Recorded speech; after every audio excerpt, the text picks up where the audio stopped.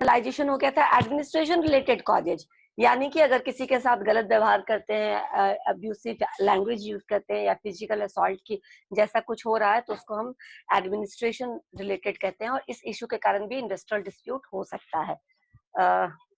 Actually एक work जो cultural differences होता है ना, उसके कारण भी कई बार लगता है कि इंडस्ट्रियल डिस्प्यूट उसके इस डिफरेंस के कारण भी होता है कि जब एमएनसी जैसी कंपनी आपस में काम करते हैं और लोग बहुत सारे जगह के लोग वहां पे आते हैं और काम करते हैं, तो हर आदमी का हर जगह के हर कंट्री के कल्चर में कुछ कुछ चीजें होती है जो एक्सेप्टेबल होती है, और कुछ कुछ चीजें होती है जो बिल्कुल भी एक्सेप्टेबल नहीं होती है। तो कहीं के कल्चर में कुछ एक्सेप्टेबल है जो उस जगह जिस कंट्री में वो एग्जिस्ट कर रहा है, जो वो एमएनसी एस्टैब्लिश है, वहां पे वो चीज मान लो कि एक्सेप्टेबल नहीं, तो ऐसे केसेस में भी बहुत बार देखा गया है कि ये जो कल्चरल डिफरेंसेस है उसको नहीं समझ पाने के कारण भी इंडस्ट्रियल डिस्प्यूट होता है। तुम लोगों ने नहीं देखा था लास्ट क्लास लाइव, उसमें मैंने एक एग्जांपल बताया था कि एक केस था कि एक वियतनामीज फैक्ट्री है, जो वियतनामीज फैक्ट्री वियतनाम में ही एग्जिस्ट कर रहा है वो फैक्ट्री, लेकिन वहाँ चूंकि वो एमएनसी है तो वहाँ पे साउथ कोरिया का मैनेजर अपॉइंटेड था एज ए मैनेजर। तो साउथ कोरिया में एम्प्लॉयज या लेबर्स के साथ थोड़ा अभद्र भाषा का इस्तेमाल करना, या फिर थोड़ा बहुत अगर बहुत बड़ी गलती हो गई हो लीडर से सॉरी वर्कर से कुछ, तो उसके बदले में उसको मार भी देना, हाथ उठा देना, सब बहुत कॉमन है। लेकिन ये वहां के लिए कॉमन है, ये वियतनामी फैक्ट्री के लिए कॉमन नहीं था। तो चूंकि एक वो जो केस है उसके हिसाब से कि एक जहाँ पे फैक्ट्री में जहाँ पे उसका जगह था जिस समय वर्कर का जो काम उसका चलना चाहिए और जहाँ पे उसको होना चाहिए वो नहीं नहीं हो पाया, कहीं और प्रेमाइसेस में कहीं और खड़ा था या कुछ भी कर रहा था। तो जो साउथ कोरियन मैनेजर था उसने उसको अपने भाषा में डांटा। तो चूंकि उसने अपनी भाषा में कुछ भी बोला तो उसको समझ में नहीं आया फैक्ट्री मैन को, तो उसने रिस्पॉन्ड नहीं किया। तो नहीं रिस्पॉन्ड किया, इस पर साउथ कोरिया का जो मैनेजर था उसको और गुस्सा आ गया कि मैं इसको डांट रहा हूँ और ये कुछ रिस्पॉन्ड ही नहीं कर रहा है, ये चुपचाप खड़ा होकर सुन रहा है। तो उसने क्या किया कि उसको उस पर हाथ उठा दिया। उस पर हाथ उठाने के बाद जो आसपास में और भी वर्कर्स थे उनको गुस्सा आ गया कि ये कैसे ऐसे हम लोगों पे हाथ उठा सकता है। तो व्हाट ही डिड कि कुछ लोग वहां पे ग्रुप आकर के साउथ कोरियन जो मैनेजर था उनको रिटेलिएशन के भावना से पकड़ के उनको पीटने लगा। इतना पीटा कि उसको तो हॉस्पिटलाइज कराना पड़ा, और बाकी के जो एम्प्लॉइज थे, जो वर्कर्स थे फैक्ट्री के सब स्ट्राइक पे चले गए कि अब इस तरह का व्यवहार होगा तो हम काम नहीं करेंगे यहाँ पर। ठीक है, सिंस ये इसलिए हुआ क्योंकि जो साउथ कोरिया का मैनेजर था उसको अपने साउथ कोरिया का एक्सपीरियंस था कि वहाँ क्या चलता है, और वो चीज वियतनाम के फैक्ट्रीज में या वहाँ के स्टैब्लिशमेंट में अलाउड नहीं था। और लैंग्वेज बैरियर एक अलग बैरियर था कि वो किस बात के लिए डांट रहा है ये वो समझ नहीं पाया लेबर, तो उसने कुछ रिस्पॉन्ड नहीं किया। तो इस कारण से भी अब ये स्ट्राइक खत्म कैसे हुआ, वो लोग चले गए 3-4 दिन के स्ट्राइक के बाद, और एडिशनल 10 to 15% उनके जो वेजेज है उसमें इंक्रीमेंट के बाद लोग बाकी के लोग जो है वो काम पर वापस आए मान मनोबल करने के बाद। और जो साउथ कोरियन मैनेजर था उसको तो वापस से साउथ कोरिया भेज दिया गया और किसी और को वहां पे एज ए मैनेजर अपॉइंट किया गया। तो बहुत सारे कल्चरल डिफरेंसेस होते हैं जिसके कारण भी एडमिनिस्ट्रेटिव या इस तरह के प्रॉब्लम्स लोगों को लगता है ये चलेगा क्योंकि ये हमारे यहाँ चलता था, ये सिमेज में चलता था तो ये कहीं और भी चलेगा। पर ऐसा नहीं होता है, हर जगह का अपना कल्चर होता है और कहाँ क्या चलेगा ये पहले ही या तो उनका जो स्टैंडिंग ऑर्डर है या कोड ऑफ कंडक्ट है वो पढ़ के समझ लेना चाहिए, क्योंकि इस तरह के क्या कहते हैं मिसअंडरस्टैंडिंग की वजह से भी आपस में जो आपका इंडस्ट्रियल पीस है वो खत्म हो सकता है। Next is recognition. ठीक है, रिकॉग्निशन यानी कि अगर बार बार कोई अच्छा काम कर रहा है या फिर कोई प्रॉब्लम्स है किसी लेबर को और वो थ्रू जो एजेंट होता सॉरी एजेंट नहीं, जो रिप्रेजेंटेटिव होता है ट्रेड यूनियन का, उनके थ्रू वो अपने जो प्रॉब्लम्स है या अपना जो भी उनका डिमांड्स है वो रख रहा है बार बार मैनेजमेंट के पास, लेकिन management refuse to accept those demands. ठीक है, तो अगर ऐसे बार बार आप उनको रिकॉग्निशन नहीं करें या तो उनके प्रॉब्लम का या उनके एफर्ट्स का बार बार उनको नजरअंदाज कर रहे हो तो इस कारण से भी इंडस्ट्रियल डिस्प्यूट हो सकता है। राइट, इंस्टीट्यूशनल कॉजेज में क्या होगा, जैसे कि इंस्टीट्यूशनल फैक्टर्स हैं, यूनियंस है, मेंबर्स ऑफ द यूनियंस है, कलेक्टिव बार्गेनिंग है, अनफेयर प्रैक्टिसेस हैं, ये सब अगर चलता रहा, अनफेयर प्रैक्टिसेस यानी किस भेदभाव, फेवर करना किसी को नहीं फेवर करना, किसी के लिए कुछ लीव को हमेशा लीव सैंक्शन कर देना और किसी का बिल्कुल भी लीव सैंक्शन नहीं करना, ये जो अनफेयर प्रैक्टिसेस हैं, जो फेयर नहीं है, जो सबके लिए नहीं इक्वल है, उनको हम अनफेयर कहेंगे। तो इस तरह के अनफेयर प्रैक्टिसेस होने से या जो कलेक्टिव बार्गेनिंग का जो स्कोप है उसको नहीं एक्सेप्ट करने से, अगर वो चीज बार बार कलेक्टिव बार्गेनिंग यानी आपस में बातचीत से खत्म होना, तो आपस में कई बार बातचीत मान लो मटेरियलाइज नहीं हो पा रही, खत्म नहीं हो पा रहा, हर बार आपको कोर्ट में जाना पड़ता है, आर्बिट्रेशन में जाना पड़ता है या पंचायती करवानी पड़ती है। आर्बिट्रेशन मतलब यही होता है मेन की मध्यस्थता, बीच में कोई ना कोई है जो आप दोनों को बता रहा है कि क्या है मिडिल, कैसे आप अपने प्रॉब्लम्स को सॉर्ट आउट कर सकते हो। तो these are institutional causes. Organisation में बहुत सारे ऐसे फैक्टर्स होते हैं जिनके नहीं होने के कारण भी इंडस्ट्रियल डिस्प्यूट बढ़ जाता है। अगर वहां पर है जो रिकॉग्निशन ऑफ यूनियन, आप यूनियन है उसको आप रिकॉग्नाइज कर रहे हैं, आप उसको इम्पोर्टेंस दे रहे हैं, उनकी बातों को सुन रहे हैं और उनको उनके माध्यम से लग रहा है वर्कर्स को कि मेरी बातें सुनी जा रही है और हमारे प्रॉब्लम्स खत्म हो रहे हैं, तो ठीक है। अगर नहीं हो रहा है तो ये इंडस्ट्रियल डिस्प्यूट का रीजन हो सकता है। तो ये सारे जितने भी है, recognition of unions, scope of collective bargaining, अगर कलेक्टिव बार्गेनिंग का स्कोप है लेकिन उससे खत्म नहीं हो रहा है, या कलेक्टिव बार्गेनिंग का कोई स्कोप ही नहीं है, जो एम्प्लॉयर है वो बात करने के लिए तैयार ही नहीं है, या जो एम्प्लॉइज है, जो वर्कर्स है वो बात करने के लिए तैयार नहीं है, तो दोनों ही कंडीशन में जो डिस्प्यूट है वो होके रहेगा। ठीक है, ये इंस्टीट्यूशनल कॉजेज हो गया। पॉलिटिकल कॉजेज जिसका एग्जांपल मैंने आपको उस दिन दिया था कि जैसे बहुत बार क्या होता है कि जो पॉलिटिकल लीडर जो होता है वो किसी न किसी गांव, रीजन, शहर, कस्बे से तो बिलोंग करता है ना, तो वो जब समझता है कि ये मेरे वोट बैंक है, ठीक है, और हमारे इस वोट बैंक में क्या है कि कोई ऐसे इंडस्ट्रियल डिस्प्यूट चल रहा है, तो वो उस पर अपना क्या कहते हैं उसको कैपिटलाइज करने की कोशिश करता है, उस पर अपनी राजनीति करने की कोशिश करता है। तो कई बार इस राजनीति इंटरवेंशन की वजह से, जो मैंने आपको एग्जांपल दिया था कि आकुड़ी और वो चाकन, जो दो अलग कॉर्पोरेशन से में और एक जगह से दूसरी जगह शिफ्ट कर दिया गया, तो जो पॉलिटिकल इंटरवेंशन हुआ था जो उस समय के थे शरद पवार एग्रीकल्चर मिनिस्टर, अगर उनका जो उन्होंने जो एक्चुअली अपना खेल किया था वो ये किया था कि हम किसी तरह क्या करें कि ये जो इंडस्ट्री, ये जो नहीं ले रहे हैं काम पर लोगों को, या फिर यहाँ पर नहीं रीओपन कर रहे हैं ये अपना इंडस्ट्री, उनको हम किसी तरह फोर्सफुली या फिर मना के परसुएट करके मना करके हम क्या करें, ओपन करवा ले, ताकि जो हमारे यहाँ वोट बैंक है वो बचा रहे। लेकिन वहां के तो लोगों ने पहले ही कर दिया था, जो वहाँ के एमडी थे उस समय के, उन्होंने साफ ही कर दिया था कि हम काम नहीं दे सकते क्योंकि हमारे पास काम नहीं है और हम ये अफोर्ड नहीं कर सकते यहाँ पर अपना फंक्शनिंग हम यहाँ पर अफोर्ड नहीं कर सकते हैं। इसीलिए उन्होंने क्या कहा था कि आप आइए और आपको जब तक मन होता है आप आइए, हम आपको पेमेंट करते रहेंगे, लेकिन हम आपको काम नहीं देंगे क्योंकि हमारे पास यहाँ काम करने के लिए कुछ भी नहीं है और हमारा जो टैक्सेस है पर गाड़ी जो हमको टैक्स भरना पड़ता है वो बहुत ज्यादा हाई कर दिया गया, तो हम यहाँ पर काम नहीं करवा पाएंगे। तो जो पॉलिटिकल इंटरवेंशन होता है कहीं कहीं, उसके कारण कभी कभी बात बहुत ज्यादा बिगड़ जाती है। और जब खुद तेज हो, जब मैनेजमेंट खुद बहुत ज्यादा समझदार हो, जो लेबर्स को रिवॉल्ट करने का मौका ही ना दे, ठीक है, उनको बोले कि हम आपको काम नहीं कराएंगे और आपको रिटायरमेंट तक का पैसा हम आपको मुफ्त में बैठा के दे रहे हैं, तो आप किस चीज के लिए लड़ोगे तो उस चीज के लिए जो आपका हक है और मारा जा रहा है। जब आपको आपका हक बैठा के दिया जा रहा है तो फिर लड़ाई किस बात की। तो एक्चुअली बहुत बार ट्रेड यूनियंस जो होते हैं, इस पर पॉलिटिकल पार्टीज, किसी न किसी पॉलिटिकल पार्टीज का इन्फ्लुएंस होता है, प्रभाव होता है। ये पॉलिटिकल पार्टीज वो अपना दबदबा बनाए रखने के लिए भी इंडस्ट्री में या फैक्ट्री के अंदर कई बार डिस्प्यूट करवा देते हैं, जानबूझकर डिस्प्यूट करवा देते हैं, ताकि ये पता चले कि यहाँ पर कौन से जो यूनियन है, कौन सी पार्टी का यूनियन है वो ज्यादा स्ट्रांग है।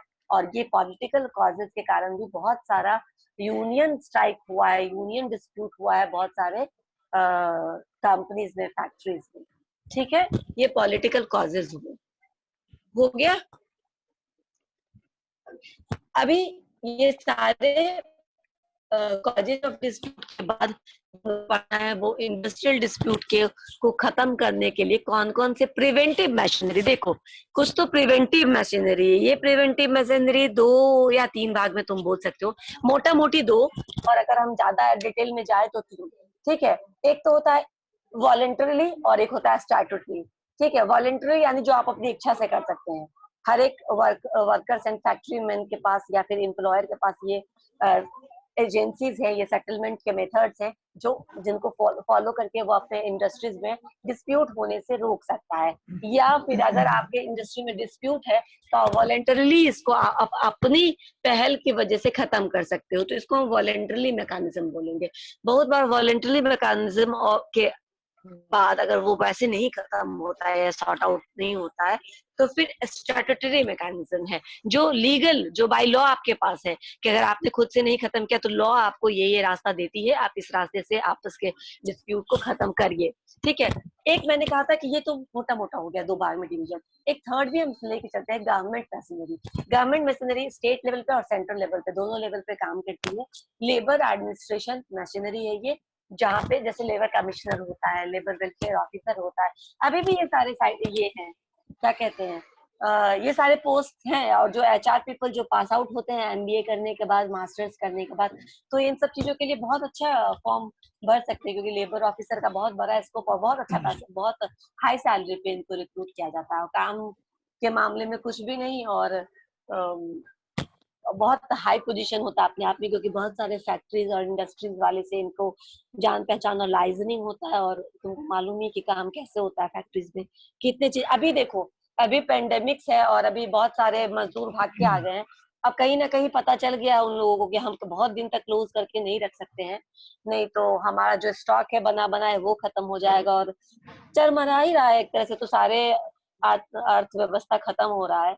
तो जो फैक्ट्रीज हैं और वहां पे उनको मालूम है कि बिना वर्कर्स, बिना लेबरर्स के हम काम नहीं कर सकते हैं, वहां वो बोल रहे हैं कि हमको अलाउ करिए, ओपन करिए काम करना। और सिंस हमारे पास पैसा नहीं है तो ये जितने भी है सेफ्टी मेजरमेंट की आप बात करते हैं या वर्किंग कंडीशन की बात करते हैं, या फिर आप वहां पे ऐसे एटमोस्फेयर की बात करते हो जो सेफ एंड हाइजीनिक हो लीवर के लिए, ये सब चीज को हटा दीजिए अभी, क्योंकि हम अभी कुछ नहीं कर पाएंगे, लेकिन हमको काम करना अलाउ करिए, काम करना अलाउ करिए without giving any protection to the labours. सोचो जिसके बदौलत हमको सब कुछ करना, अगर लेबर्स वापस ना आए, जो सारे बिहार उत्तर प्रदेश में वापस आ गए हैं, ये अगर वापस ना जाए सूरत, महाराष्ट्र, दिल्ली, तो कौन लोग काम करेंगे यहाँ पर? इन्हीं लेबर्स की वजह से इनका कारखाना और इनका बिजनेस इतना फल फूल रहा है। ये वापस जाए ही ना तो कैसे करेंगे ये अपना धंधा?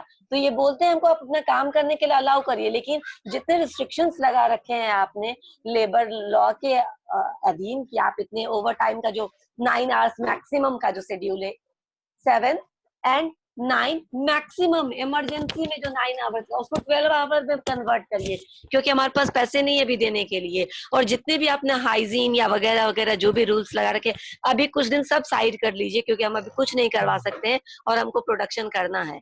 ठीक है, तो सोचो जो एक एक तबका है जिसको हम बोलते हैं बहुत इंटेलेक्चुअल तबका है, वो कितना सेल्फिश तबका है, जिसको कितनी पड़ी है अपने प्रोडक्शन और अपने बिजनेस और अपना प्रॉफिट कमाने की, लेकिन जो एक सोर्स है, जो उनके प्रोडक्शन का एक मेन सोर्स है मैन पावर, उसकी रक्षा की उनको कोई चिंता नहीं।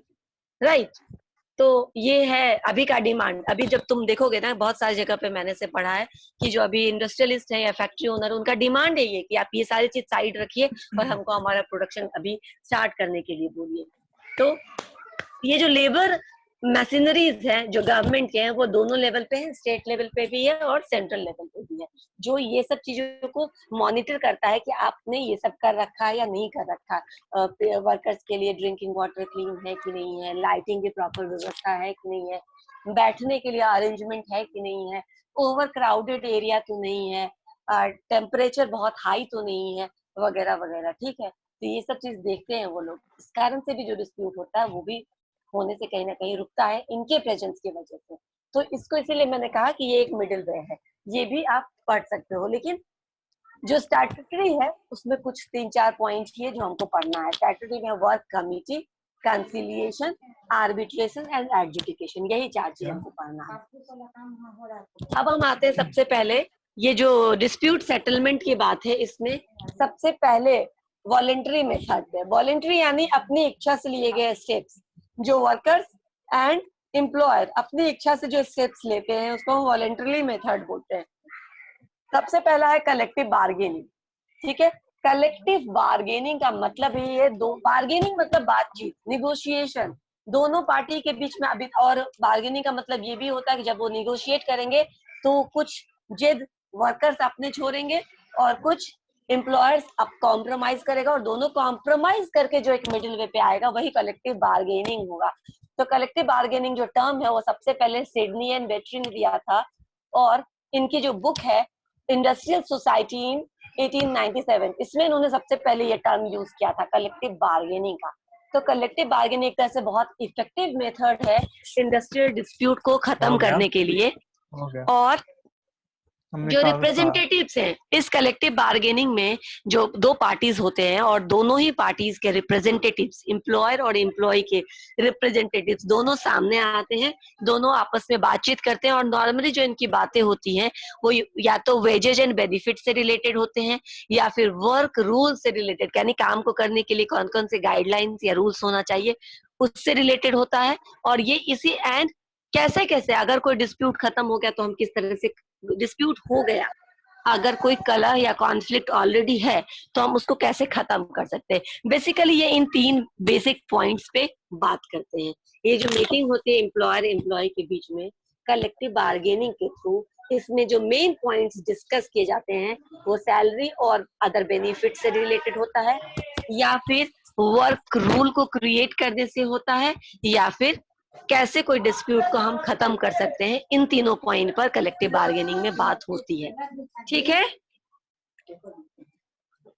इसमें दोनों ही के जो रिप्रेजेंटेटिव्स होते हैं they act as a bargaining agent for all the employees in carrying out negotiations. जो रिप्रेजेंटेटिव्स होते हैं दोनों। मैम मेरा जो है ना कट गया था देर से, ज्वाइन हुआ उसका शुरू में, उसका कट गया, बहुत प्रॉब्लम हो रही थी, नेटवर्क की नहीं हो रहा था, बार बार स्विच ऑफ ठीक किया है, उसके अभी बाद। बने रहो, अभी बने रहो, ठीक है ना। क्या नाम है ठीक है, तुम्हारा? Thank you. ऑन अहमद। ठीक है, यस मैम। ओके। तो मैं भी ये बोल रही हूँ कि ये जो दोनों रिप्रेजेंटेटिव्स होते हैं they act as a bargaining agent, और ये सारे एम्प्लॉयज को रिप्रेजेंट करते हैं, और दूसरा पार्टी जो होता है वो पूरे के पूरे मैनेजमेंट को रिप्रेजेंट करता है, और इन रिप्रेजेंटेटिव्स के द्वारा जो डिसीजन लिए जाते हैं वो फाइनल डिसीजन माना जाता है। उसको इम्प्लीमेंट करना, ठीक है, अगर इम्प्लीमेंट करते हो दैट मीन्स कि आप जो कलेक्टिव बार्गेनिंग में डिसीजन है उसको मान रहे हो, अगर नहीं करते हो दैट मीन्स अपने आप को आपने उस डिसीजन से बाइंड नहीं कर रखा, आप उसको नहीं मानते। ठीक है, तो कलेक्टिव बार्गेनिंग यही होता है। कलेक्टिव बार्गेनिंग हो सकता है हमको डिटेल में भी पढ़ना हो तो मैं डिटेल में पढ़ा दूंगी। यहाँ as a machinery settlement machinery tool पढ़ लेते हैं हम लोग। कलेक्टिव बार्गेनिंग की कुछ स्टेप्स है, ठीक है। म्यूट कर लो, ठीक है ना, आवाज आ रही है बीच में। कलेक्टिव बार्गेनिंग के जो डिटेल पढ़ने हमको 4-5 पॉइंट्स है उसमें, वो हम बाद में डिस्कस कर लेंगे। लेकिन अगर ये आएगा इसके अंदर आएगा कि what are the voluntarily method of industrial of settlement of industrial dispute, तो हम ये 5 लिखेंगे, उस समय इसके अंदर इतना डिटेल में नहीं जाएंगे। नेक्स्ट है ट्रेड यूनियन। ट्रेड यूनियन है क्या, पता है कि ट्रेड यूनियन सर्टेन टाइम के बाद देखा गया कि ट्रेड यूनियन का होना बहुत जरूरी है किसी भी ऑर्गेनाइजेशन का, वो भी ऐसा वैसा ट्रेड यूनियन जो स्ट्रॉन्ग ट्रेड यूनियन हो, जिनकी बातें वर्कर्स मानता हो और जिनकी बातें एम्प्लॉयर्स भी मानते हो।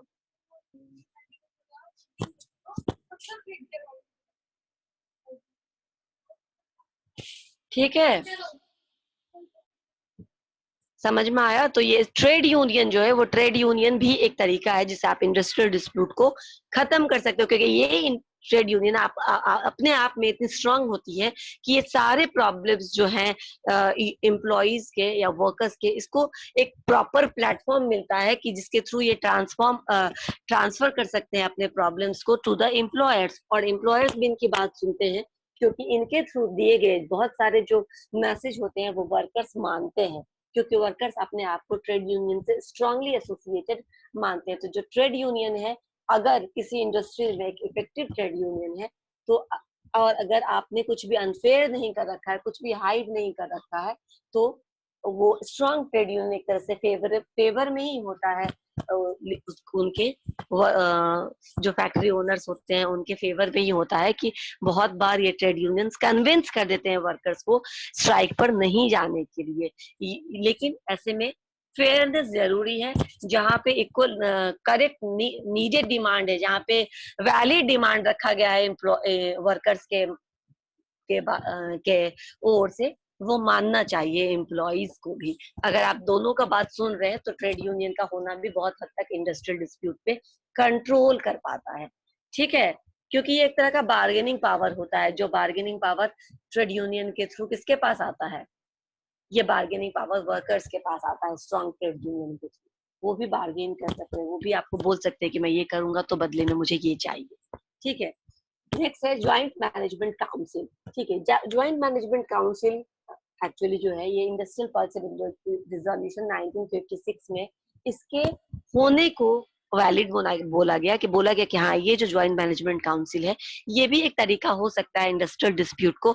ये सारे वॉलंटरी तरीका है, इसमें कुछ भी स्टैट्यूटरी नहीं, कुछ भी फोर्सफुल नहीं है, आप अपनी मर्जी से इसमें से कोई भी एक दो तरीका इम्प्लीमेंट कर सकते हैं, ठीक है। तो ज्वाइंट मैनेजमेंट काउंसिल है, इसके अंदर इस काउंसिल का मतलब ये होता है कि इसमें भी रिप्रेजेंटेटिव्स होंगे मैनेजमेंट के, टेक्निकल जो काम कर रहे हैं टेक्नीशियंस के एंड वर्कर्स के, तीनों ही पार्टीज के रिप्रेजेंटेटिव्स होंगे। मोस्टली समझ लो एक तरह से मानना है तो दो ही पार्टी हो यहाँ पे भी, एम्प्लॉयर्स एंड एम्प्लॉइज, तो दोनों पार्टी के रिप्रेजेंटेटिव इसमें मेंबर होंगे, इक्वल नंबर ऑफ रिप्रेजेंटेटिव होंगे। ये जो इक्वल नंबर है ये या तो 6 हो सकता है या मैक्सिमम, सॉरी यहाँ पे करेक्ट करना पड़ेगा इसको, मिनिमम 6 और मैक्सिमम 12 हो सकता है, ठीक है।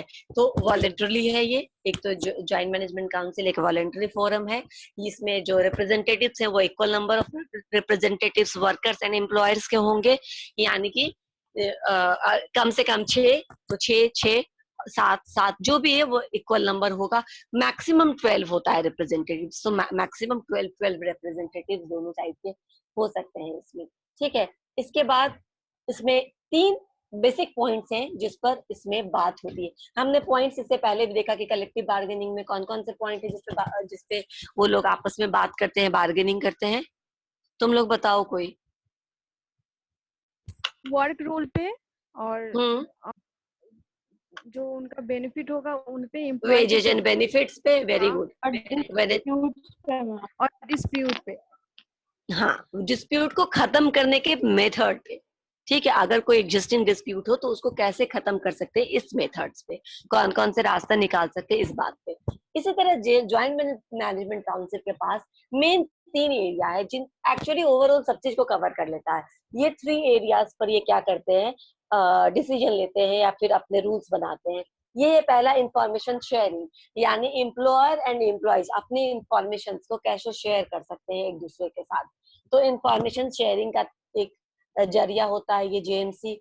दूसरा है कंसल्टेटिव, कंसल्टेटिव मतलब सिंपल पार्टिसिपेटिव, कौन कौन से इंडस्ट्रियल डिसीजंस ऐसे होंगे जिसमें वर्कर्स पार्टिसिपेशन मस्ट होगा, ठीक है, जरूर होगा, और कहाँ किस हद तक, किस डिग्री तक या किस एक्सटेंट तक आप वर्कर्स से पार्टिसिपेट करवा सकते हो या वर्कर्स के सजेशंस पूछ सकते हो। आपको कौन सा मेथड अप्रोच अपने फैक्ट्री के लिए इम्प्लीमेंट करना है, पार्टिसिपेटिव, कस्टोडियल, कॉलेजियल, कौन से मेथड आप रखना चाहोगे, अडॉप्ट करना चाहोगे ताकि आपके यहाँ कम से कम इंडस्ट्रियल डिस्प्यूट हो। तो ये कंसल्टेटिव का मतलब होता है कि कितनी बार, कितने दफे, किस एक्सटेंट तक आपने अलाउ कर रखा है एम्प्लॉइज को पार्टिसिपेट करने का ऑर्गेनाइजेशन के किसी भी डिसीजन में, किसी भी काम में। तो ये कंसल्टेटिव होगा, ये डिसीजन यहाँ पर होगा। And third one is administrative. Administrative का मतलब होता है everything which is related to administration, कि कोई वेलफेयर का मैटर है, ट्रेनिंग है, हॉलीडे है, लीव के रूल्स डिसाइड करने हैं। तो ये जो भी एडमिनिस्ट्रेटिव या ओवर टाइम के वे को जो फैक्ट्री एक्ट में है उसके आगे उसके उससे भी ज्यादा, देखो फैक्ट्री एक्ट में जो भी है वो मिनिमम है, इतना तो आपको करना ही है, लेकिन इसके अलावा भी अगर आपको देना चाहे तो सरकार ने रोक नहीं रखा है आपको कि इससे ज्यादा आप दे नहीं सकते, आप बिल्कुल दे सकते हैं, अपनी इच्छा से दे सकते हैं, लेकिन उसमें जितना मेंशन है ये तो कंपलसरी है, वो तो करना ही है। तो ये एडमिनिस्ट्रेटिव इश्यूज हुए। और एडमिनिस्ट्रेटिव इश्यूज ये भी हुआ कि मान लो ज्वाइंट मैनेजमेंट काउंसिल में किसी डिसीजन को लिया गया, किसी प्रॉब्लम पे कुछ निर्णय लिया गया, उस निर्णय को कितनी तत्परता से और कितनी जल्दी आप उसको इम्प्लीमेंट करते हैं, लागू करते हैं, ये भी एडमिनिस्ट्रेटिव से रिलेटेड इश्यूज होंगे। तो इन तीनों ही कैटेगरीज में जो भी प्रॉब्लम्स होंगे वो सारे प्रॉब्लम्स जेएमसी के अंदर आएगा। अगर जेएमसी आपने अपने फैक्ट्री में या एस्टैब्लिशमेंट में बना रखा है तो ज्वाइंट मैनेजमेंट काउंसिल का ये काम बनेगा कि वो इन तीनों ही मुद्दे पर काम करे। ठीक है, अब जो भी है इनके अंदर ये भी आता है कि स्टैंडिंग ऑर्डर होता है, जो आगे हम लोग पढ़ेंगे इसके बाद स्टैंडिंग ऑर्डर ही। स्टैंडिंग ऑर्डर एक तरह का क्या होता है, रूल्स एंड रेगुलेशंस होता है। किसी कंपनी के लिए स्टैंडिंग ऑर्डर है। ये स्टैंडिंग ऑर्डर है का मतलब है कि ये कंपनी जो चलेगी, जो डेली रूटीन का इनका जो काम होगा, ये इस स्टैंडिंग ऑर्डर के बेसिस पर होगा। इसी के काम पर या इसी के बेसिस पर ऑर्गेनाइजेशन अपना डे टू डे का वर्क ले जाएगी, बढ़ाएगी। हम आएंगे उस स्टैंडिंग ऑर्डर पे बाद में। अभी आते हैं decisions of the JMC should B unanimous.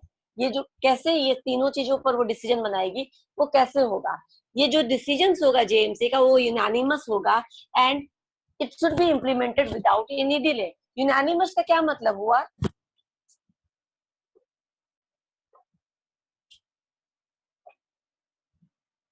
Implement to everyone. Unanimous का मतलब मैं पूछ रही हूँ, कोई भी। Huge huge huge. Akash, Akash ही बोल रहा है ना ह्यूज? नहीं मैम, हाँ हरी बोल रहे हैं। हरी, ह्यूज नहीं होता है यूनानिमस का मतलब। और कोई? ये तो बहुत प्रचलित टर्म्स है ये सब। क्या He has been elected unanimously. From the favor of everyone.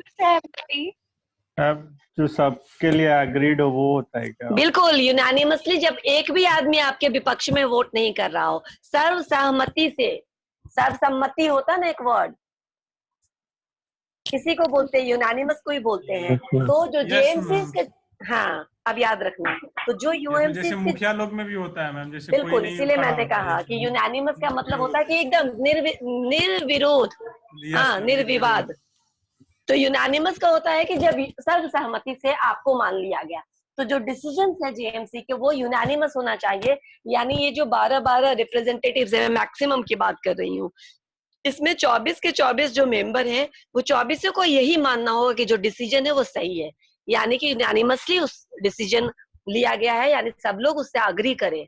ठीक है, and that agree decision should be implemented immediately. अगर देखो कहते हैं ना कि justice delayed is justice denied, वो इसीलिए कहते हैं क्योंकि कई बार क्या होता है हम डिसीजन तो ले लेते हैं लेकिन उसको इम्प्लीमेंट करने में इतना टाइम लगा देते हैं कि वो जो डिसीजन लेने के समय जो जज्बा होता है ना वो तब तक खत्म हो गया रहता है जब तक आप उसको इम्प्लीमेंट करोगे। बीच में इतना मिसअंडरस्टैंडिंग हो जाता है, इतने तरह के एम्प्लॉई या वर्कर के बीच में या कोई भी जो भी उस डिसीजन से एसोसिएटेड है, उनमें इतने तरह का शक आने लगता है कि पता नहीं क्यों लेट कर रहे हैं, करना है कि नहीं करना है। 100 तरह की बातें दिमाग में चलती है और सारी बातें निगेटिव ही चलती है। तो इसीलिए जब हम डिले करते हैं तो उस डिसीजन का जो इफेक्टिवनेस है ना वो धीरे धीरे खत्म हो जाता है। दैट्स वाई जो भी डिसीजन लिया गया उसको टाइमली इम्प्लीमेंटेशन उसका बहुत जरूरी होता है। सेकेंड पॉइंट है the JMC should not encroach on the jurisdiction of work committee. ठीक है, मैंने आपको बताया है, अभी पढ़ाया तो नहीं है लेकिन मैंने आपको अभी बताया है कि जो हमने मोटा मोटी कहा कि 2 एरिया में बांटते हैं हम इस चीज को, किस चीज को, मैशिनरी ऑफ डिस्प्यूट सेटलमेंट को। ठीक है, एक है वॉलेंट्री और एक है स्टैट्यूटरी। स्टैट्यूटरी के अंदर आता है वर्क्स कमिटी। ठीक है, तो वर्क्स कमिटी का जो भी जुरिस्डिक्शन होगा, जुरिस्डिक्शन का मतलब होता है एरिया। ठीक है, एरिया ऑफ जुडिशियरी, न्याय का जो उसका एरिया है, जो क्षेत्र है। जैसे हम एक तरह से कहते हैं कि मान लो अड़ोस पड़ोस में लड़ाई हुई किसी के बीच में, तो क्या सबसे पहले सुप्रीम कोर्ट पहुंच सकता है? नहीं, नहीं पहुंच सकता है, because there is 3 tier judiciary जो 3 लेवल में बटी हुई है। सबसे पहले डिस्ट्रिक्ट में हर एक डिस्ट्रिक्ट में कोर्ट है, आप पहले अपने डिस्ट्रिक्ट कोर्ट में जाइए, उसके बाद अपने हाई कोर्ट में जाइए, अपने स्टेट का जो हाई कोर्ट है वहां जाइए, और वहां अगर आपको न्याय नहीं मिलता है then you can reach to the supreme court. Similarly उसी तरह से ये जुडिशियरी जो है, जो जेएमसी का जो निर्णय का एरिया है या जो जेएमसी जो काम करेगा वो कभी भी वर्क कमेटी के एरिया को इंक्रोच नहीं करेगा। इंक्रोचमेंट का मतलब उसके एरिया को ओवरलैप नहीं करेगा, उस पर नहीं जाएगा, ये अपने एरिया में सीमित रहेगा। कहीं कहीं हो सकता है बहुत सारे फैक्ट्रीज में वर्क्स कमिटी और जेएमसी दोनों काम कर रहा हो, JMC as a voluntary measure and work committee as a statutory measure. तो जेएमसी को जेएमसी के एरिया जो डिफाइन है, यानी जो कंसल्टेशन, जो एडमिनिस्ट्रेटिव और जो इंफॉर्मेशन डिसिपेशन से जितने रोल है उतने से ही एसोसिएटेड रखना है। वर्क्स कमिटी को जो डिसीजन लेना उसको इसको टच नहीं करना। समझ में आ गया? जेएमसी को कोई भी वैसे पॉइंट्स जो वर्क्स कमिटी के अंदर आता है उसको टच नहीं करना है। क्लियर? यानी इसको अपने जुरिस्डिक्शन में ही काम करना है, इसको वर्क्स कमिटी के जुरिस्डिक्शन को टच नहीं करना है। Right? Next, the JMC members should be given proper training, यानी जो भी है एम्प्लॉयर एंड एम्प्लॉयज के साइड से जो भी लोग हैं as a member of JMC, उनको प्रॉपर ट्रेनिंग देनी पड़ेगी। क्योंकि देखो, ट्रेनिंग की जरूरत इसलिए पड़ती है क्योंकि कई बार हम अपने आप को मेंबर तो बना लेते हैं, लेकिन कभी भी हम किसी चीज का मेंबर बनते हैं तो हमारी रिस्पॉन्सिबिलिटी बहुत बढ़ जाती है। यहाँ पर तो पहली रिस्पॉन्सिबिलिटी ये हो जाएगा कि आप सुनिए, वर्कर्स क्या बोल रहे हैं सुनिए। बहुत आदमी में सुनने की क्षमता ही नहीं होती, बस डिसीजन लेने की क्षमता होती है।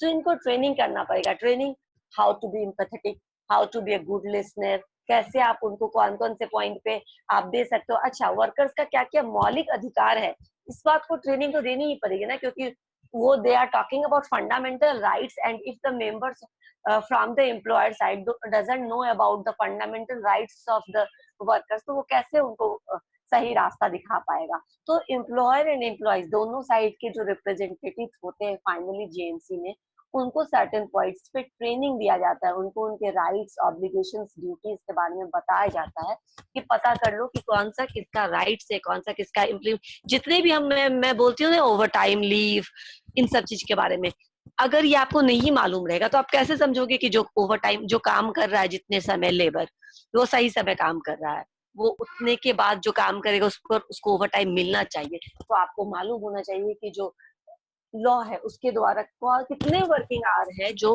वैलिड वर्किंग आवर है, जिससे ज्यादा काम करना नहीं सही है। जिससे ज्यादा अगर कोई काम करता है तो उसको ओवर टाइम मिलना चाहिए, और वो भी ज्यादा काम सर्टेन टाइम के बाद करवाना जस्टिफाई नहीं है।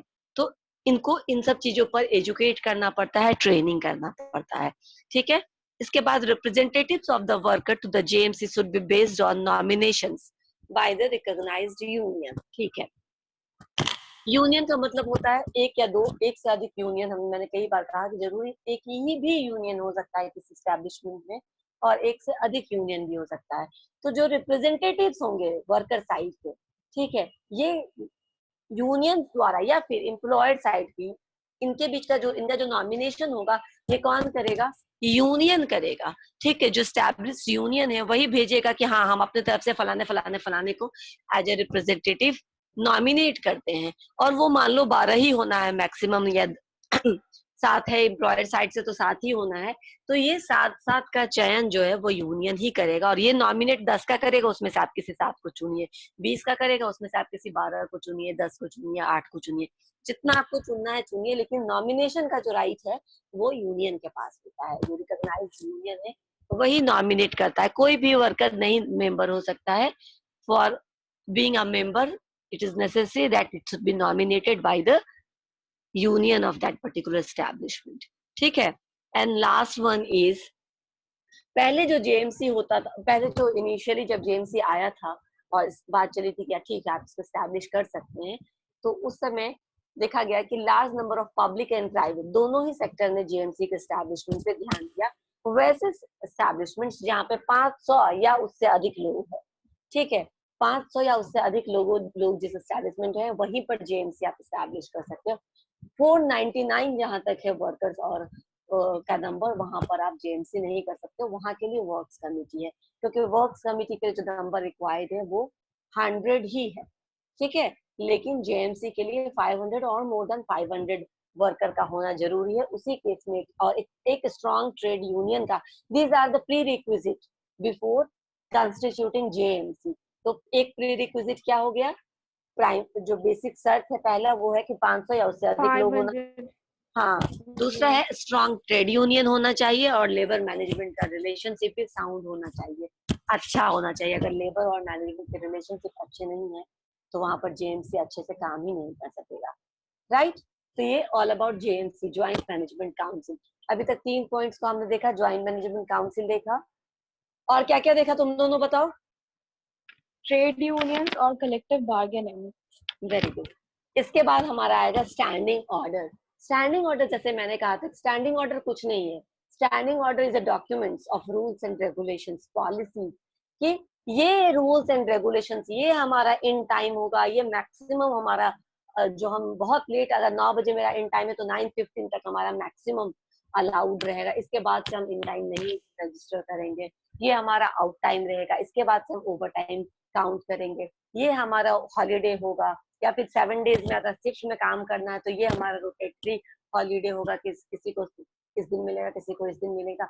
तो जो कुछ भी रूल्स एंड रेगुलेशंस होता है, देखो हर एक दिन हम काम करते हैं, तो रोज हर 10 दिन पे 12 दिन पे कुछ ना कुछ नए लोग आते हैं जाते रहते हैं, हर किसी को आप इंडिविजुअली एक्सप्लेन नहीं कर सकते हो कि हमारे कंपनी में, हमारे फैक्ट्री में क्या बेसिक रूल्स एंड रेगुलेशंस है। तो स्टैंडिंग ऑर्डर एक तरह का डॉक्यूमेंटेशन होता है जहाँ पे 10-15 पॉइंट्स लिख दिए जाते हैं, ठीक है। यूनिफॉर्म में आना जरूरी है, that becomes, if it is written in the standing order, that becomes rule of that particular company, कि आपको यूनिफॉर्म में ही आना, राइट। बहुत जगह यूनिफॉर्म है, तुम लोगों को लगेगा कि पढ़ाई लिखाई के बाद कौन सा यूनिफॉर्म, लेकिन बहुत सारे लोग यूनिफॉर्म में जाते हैं, ठीक है। और अगर यूनिफॉर्म में आना जरूरी है, जैसे कि हम देखते हैं पुलिस, डिफेंस और डॉक्टर्स, ये लोग तो कम से कम यूनिफॉर्म्स में जाते ही जाते हैं। बहुत जगह अगर यूनिफॉर्म्स नहीं असाइन है तो फॉर्मल असाइन है, कि फॉर्मल में आपको आना जरूरी है। तो ये जो भी मान लो ड्रेस कोड ही है, तो ड्रेस कोड ही जब एक बार बना दिया गया और स्टैंडिंग ऑर्डर में डाल दिया गया, इसका मतलब है कि अब आपको इसका निर्वाह करना है, इसको मानना है, क्योंकि ये अंडर स्टैंडिंग ऑर्डर होता है। और स्टैंडिंग ऑर्डर में जो भी चीजें लिखी होती है वो एक तरह की बाइंडिंग होती है, दोनों ही के लिए, एम्प्लॉयर एंड एम्प्लॉयज दोनों ही के लिए वो बाइंडिंग हो जाती है, उसको मानना जरूरी हो जाता है। तो स्टैंडिंग ऑर्डर कुछ नहीं है, एक रूल और रेगुलेशन का एक पेपर होता है जिसपे सारे रूल्स एंड रेगुलेशन स्पेसिफाइड होते हैं, और इसको हम ऑर्गेनाइजेशन में कई जगह, प्रीमाइसेस के अंदर कई जगह इसका हम चिपका सकते हैं, लगा सकते हैं। एक तरह का नोटिस हो गया, जिससे जो भी न्यू ज्वाइनिंग होता है उसको पढ़ के, या फिर जो एग्जिस्टिंग भी लोग हैं उसको पढ़ के समझ सकते हैं कि कौन कौन सी चीजें जो है वो जरूरी है यहाँ काम करने के लिए, इस नियम का निर्वाह करना या इसको पालन करना हमारे लिए इम्पोर्टेंट है। This is just about the standing order. तो स्टैंडिंग ऑर्डर क्या है? रूल एंड रेगुलेशंस है जो वहाँ के एम्प्लॉयमेंट के कंडीशंस को भी रेगुलेट करती है, ठीक है। वर्कर को कौन कौन सी बातें माननी पड़ेगी, इसका भी उस पर लिखा होता है, ओके।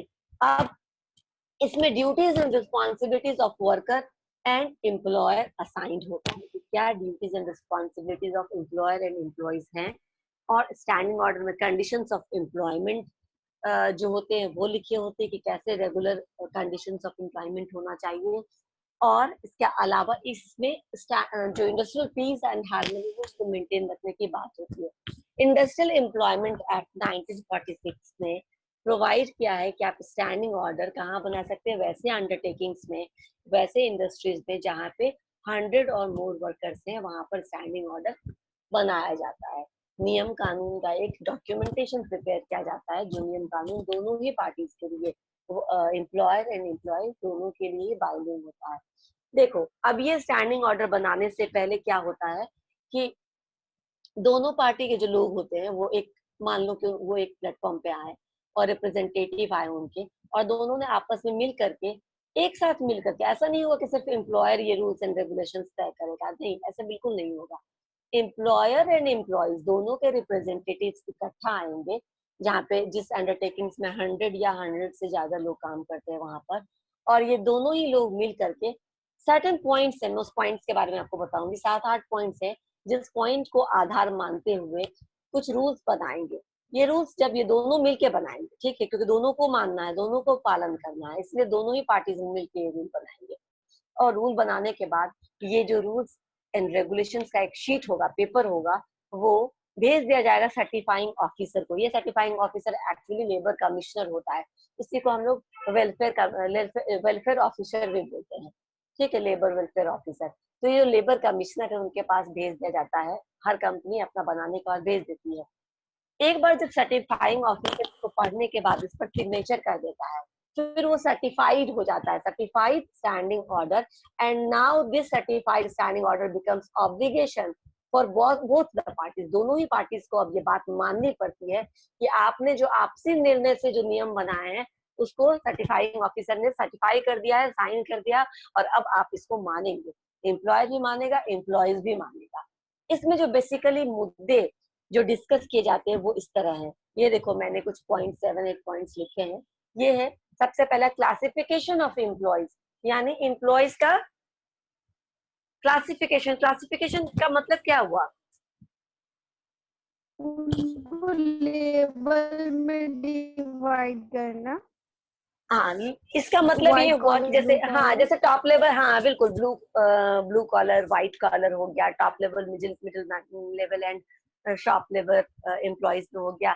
इसके अलावा टेम्पररी वेजेस करने वाले, डेली वेजेस हो गए, और रेगुलर एम्प्लॉयज हो गए, परमानेंट एम्प्लॉयज हो गए, ये जितने भी क्लासिफिकेशन हैं ये क्लासिफिकेशन ऑफ एम्प्लॉयज में आएंगे। तो स्टैंडिंग ऑर्डर में क्लासिफिकेशन ऑफ एम्प्लॉयज किस बेसिस पर होगा, ये बेसिस लिखा रहेगा। ठीक है, ये पहला बेसिस हो गया। उसके बाद वर्किंग आवर्स क्या होंगे, हॉलीडेज क्या होंगे, अच्छा कौन कौन से दिन हॉलीडेज माने जाएंगे, और कौन कौन से हॉलीडेज भी पेड डेज में काउंट हो सकते हैं। बहुत सारे पेड लीव मिलते हैं ना हमको, जैसे कि दुर्गा पूजा की 1-2 छुट्टियां अगर मिलती है तो पेड लीव है, वो लीव भी है और आपको उसके बदले में पेमेंट भी मिलेगा, तो ये पेड डेज होंगे। वेजेज रेट क्या होगा, ये सारे इसमें डिसाइडेड होते हैं। शिफ्ट वर्क, यानी किस कौन कौन से शिफ्ट में आप काम करोगे, ये कितने शिफ्ट में काम होगा, और एक एम्प्लॉय मैक्सिमम कितना शिफ्ट में काम कर सकता है। ठीक है, इन सारी चीजों पर वहां पे लिखी होंगी जो भी नियम बनेगा वो। उसके बाद अटेंडेंस एंड लेट अटेंडेंस, से पहले ही बताया मैंने कि अटेंडेंस भी इम्पोर्टेंट पॉइंट है, और अटेंडेंस एंड लेट अटेंडेंस से रिलेटेड जो भी रूल्स बनाना है कि 9 या 9:15 तक हम मैक्सिमम अलाउ करेंगे, उसके बाद आने वाले का हाफ डे लगेगा या क्या लगेगा, वट एवर, ठीक है, या 3 दिन या 4 दिन या 10 दिन आने वाले का, लेट आने वाले का हाफ डे लगेगा, तो कुछ ना कुछ नियम होता है, वो नियम वहां पे लिखा जाना चाहिए। ठीक है, उसके बाद लीव रूल्स, छुट्टियां देने के क्या रूल्स होंगे, और कौन कौन से छुट्टियों के बीच में अगर कोई हॉलीडे आता है तो वो भी छुट्टियों में काउंट होगा या उसका नहीं काउंटिंग होगा। नॉर्मली उसका काउंटिंग होता है। ठीक है, अगर आपके 15 दिन के लीव से, मान लो उस 15 दिन के लीव में आपका एक नेशनल हॉलीडे भी आ गया, लेकिन since you are already on leave, तो वो नेशनल हॉलीडे का भी आपको पेमेंट नहीं मिलेगा, क्योंकि वो आपके लीव में काउंट हो जाता है। तो these are the leave rules, ये लीव रूल्स भी आपको बना करके देने पड़ेंगे ताकि क्लैरिटी बनी रहे। जितना ट्रांसपेरेंसी बनी रहेगी वर्कर्स एंड एम्प्लॉयमेंट के बीच में, उतना ही अच्छा रहेगा। 2 और इम्पोर्टेंट पॉइंट है, इन दोनों को कवर करने के बाद खत्म कर देंगे आज का। टेम्पररी स्टॉपेज ऑफ वर्क, ठीक है, स्टॉपेज ऑफ वर्क हम लोगों ने पहले भी देखा, जो स्ट्राइक्स वगैरह है वो क्या है, स्टॉपेज ऑफ वर्क ही तो है। तो टेम्पररी स्टॉपेज ऑफ वर्क, कौन से कंडीशन में आप स्ट्राइक पे जाएंगे, अगर आपको स्ट्राइक पे जाना ही है तो आप नोटिस देकर जाएंगे, इन्फॉर्म करके जाएंगे, ये सारे नियम कानून वहां पे लिखे होंगे, और वो मानना जरूरी है, क्योंकि आपने खुद स्टैंडिंग ऑर्डर बनाया है। ये माना जाता है कि वर्कर्स एंड एम्प्लॉयर्स दोनों ने मिलकर बनाया है, इसीलिए इस पर डिस्प्यूट नहीं होगा, और इन्हीं सारे बातों पे ये स्टैंडिंग ऑर्डर बनता भी है। And last point is termination, suspension and disciplinary action, यानी कि टर्मिनेशन, कौन से केस में आप टर्मिनेट कर सकते हो, कौन सी केस में सस्पेंड कर सकते हो या डिसमिस कर सकते हो, और कौन कौन सी गलतियां होने पर उस पर डिसिप्लिनरी एक्शन लिया जा सकता है, और ये डिसिप्लिनरी एक्शन किस किस रूप में लिया जा सकता है। ये एक मेमो इशू करना, वार्निंग लेटर इशू करना, ये भी एक तरह का डिसिप्लिनरी एक्शन है। और आपको 4 दिनों के लिए काम पे ना लेना, आपको काम ना देना, आपको टर्मिनेट कर देना, सस्पेंड कर देना, या फाइनली डिसमिस कर देना, ये सारे, तो ये कौन कौन से कितना ग्रीम आपका मिस्टेक होगा, जिस पर कौन सा डिसिप्लिनरी एक्शन लेना है, ये भी डिसीजन इसके अंदर लिया जाता है स्टैंडिंग ऑर्डर के द्वारा। अच्छा, टर्मिनेशन का क्या मतलब हुआ, अब तुम लोग बोलो।